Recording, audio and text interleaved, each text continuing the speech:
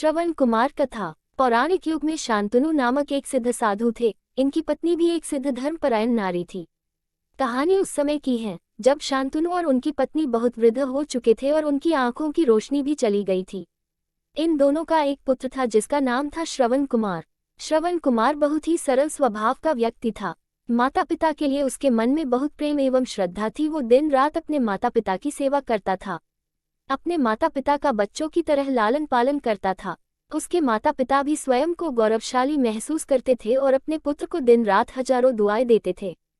कई बार दोनों एक दूसरे से कहते कि हम कितने धन्य हैं कि हमें श्रवण जैसा मातृभक्त पुत्र मिला, जिसने स्वयं के बारे में ना सोचकर अपना पूरा जीवन वृद्ध नेत्रहीन माता पिता की सेवा में लगा दिया। इसकी जगह कोई अन्य होता तो विवाह के बाद केवल स्वयं का हित सोचता और बूढ़े नेत्रहीन माता पिता को कहीं छोड़ आता और खुशी से अपना जीवन व्यापन करता। जब ये बात श्रवण ने सुनी तो उसने माता पिता से कहा कि मैं कुछ भी भिन्न नहीं कर रहा हूँ, यह मेरा कर्तव्य है। जब मैं छोटा था तब आपने मुझे इससे भी ज्यादा अच्छा जीवन दिया और अब मुझे ये सौभाग्य प्राप्त हुआ है कि मैं आपकी सेवा करूं। आप दोनों जो भी इच्छा रखते हैं मुझसे कहे, मैं उन्हें अवश्य पूरा करूंगा। तब शांतनु और उसकी पत्नी कहते हैं, पुत्र श्रवण, हम दोनों की आयु बहुत हो चुकी है, अब जीवन का कोई भरोसा नहीं है, किसी भी समय हमारी आंखें बंद हो सकती है। ऐसे में हमारी एकमात्र इच्छा है, हम तीर्थ यात्रा करना चाहते हैं, क्या तुम हमारी यह इच्छा पूरी कर सकते हो? श्रवण कुमार अपने माता पिता के चरणों को पकड़कर अत्यंत प्रसन्नता के साथ कहता है, हाँ पिताश्री, ये तो मेरे लिए परम सौभाग्य की बात होगी कि मैं आप दोनों की इच्छा पूरी करूं। श्रवण अपने माता पिता को तीर्थ करवाने हेतु एक कांवड़ तैयार करता है जिसमें एक तरफ शांतनु एवं दूसरी तरफ उनकी पत्नी बैठती है और कांवड़ के डंडे को अपने कंधे पर लादकर यात्रा शुरू करता है। उसके हृदय में माता पिता के प्रति इतना स्नेह है कि उसे उस कांवड़ का लेश मात्र भी भार नहीं लगता। अपने पुत्र के इस कार्य से माता पिता का मन प्रसन्नता से भर उठता है और वे पूरे रास्ते अपने पुत्र श्रवण को दुआएं देते चलते हैं। तीर्थ करते समय जब वे तीनों अयोध्या नगरी पहुंचते हैं तब माता पिता श्रवण से कहते हैं कि उन्हें प्यास लगी है। श्रवण कांवड़ को जंगल में रखकर हाथ में पत्तों का पात्र बनाकर सरयू नदी से जल लेने जाता है। उसी समय उस वन में अयोध्या के राजा दशरथ आखेट पर निकले थे और उस घने वन में वह हिरण को शिकार बनाने के लिए उसके पीछा कर रहे थे। तभी उन्हें घने जंगल में झाड़ियों के पार सरयू नदी से पानी के हलचल की आवाज आती है।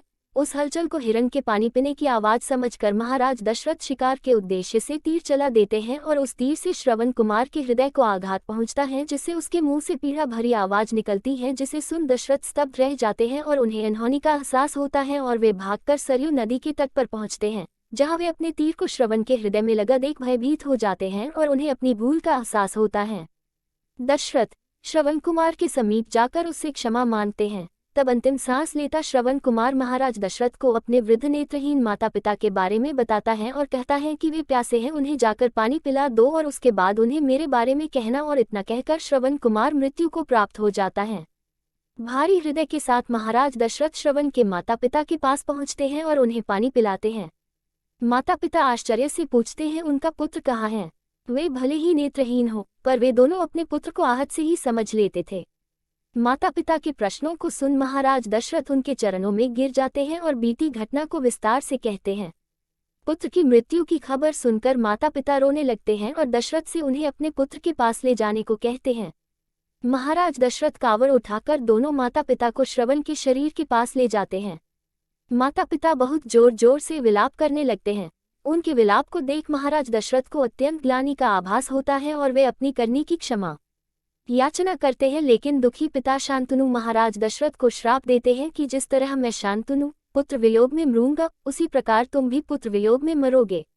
इतना कहकर दोनों माता पिता अपने शरीर को त्याग मृत्यु को प्राप्त हो जाते हैं। महाराज दशरथ श्राप मिलने से अत्यंत व्याकुल हो जाते हैं और कई वर्षों बाद जब उनके पुत्र राम का राज्य अभिषेक होता है तब माता कैकेयी के वचन के कारण राम, सीता और लक्ष्मण को 14 वर्षों का वनवास स्वीकार करना पड़ता है और इस तरह महाराज दशरथ की मृत्यु भी पुत्र वियोग में होती है। अपने अंतिम दिनों में उन्हें शांतनु के कहे शब्द याद आते हैं और वे राम के वियोग में अपना शरीर त्याग देते हैं। कहानी की शिक्षा हमें ये कहानी यही शिक्षा देती है कि बिना लक्ष्य को देखे उसे भेदना कई बार आपको गलती का पात्र बना देता है और आप ना चाहते हुए भी दूसरों की दैक का कारण बन जाते हैं। ये थी श्रवण कुमार की कहानी। अपनी माता पिता भक्ति के कारण ही श्रवण कुमार पुराणों में जीवित हैं। श्रवण कुमार सदैव अपनी मातृभक्ति के लिए जाने जाते हैं। उन्हीं की कहानी सुनाकर माता पिता अपने बच्चों को संस्कारित करते हैं।